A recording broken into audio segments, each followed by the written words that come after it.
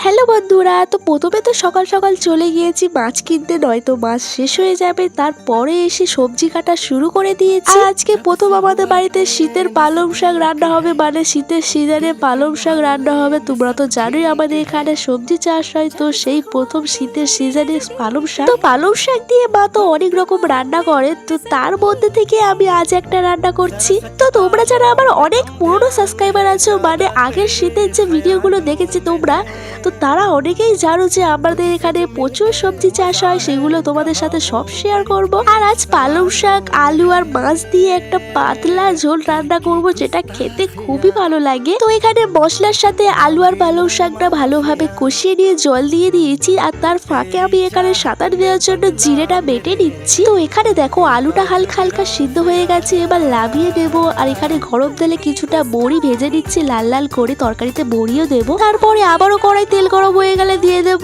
ফোড়ন, আর এখানে যে জিরেটা বেটেছিলাম সেটাই দিয়ে দিচ্ছি। তারপরে 2 মিনিট নাড়াচাড়া করে নিয়ে তরকারিটা আবার দিয়ে দেব। তরকারিটা দেওয়ার পর এখানে এবার ভাজা মাছগুলো দিয়ে দিচ্ছি, যে মাছগুলো আমি ভেজে রেখেছিলাম সেগুলো সব দিয়ে দিয়েছি, আর বড়িগুলোও দিয়ে দিয়েছি। এবার ঢাকা দিয়ে দিয়ে ভালোভাবে রান্না করে নিতে হবে। আর আমি ডেলি যা রান্না করি সেই ভিডিওগুলো তোমরা খুবই পছন্দ করছো। মাঝে মাঝে নিউ রেসিপি তো আসবেই, কিন্তু ডেলি এই রেসিপিগুলো আসতে থাকবে। তো ভিডিওটি কেমন লেগেছে অবশ্যই কমেন্টে জানাবে। টাটা।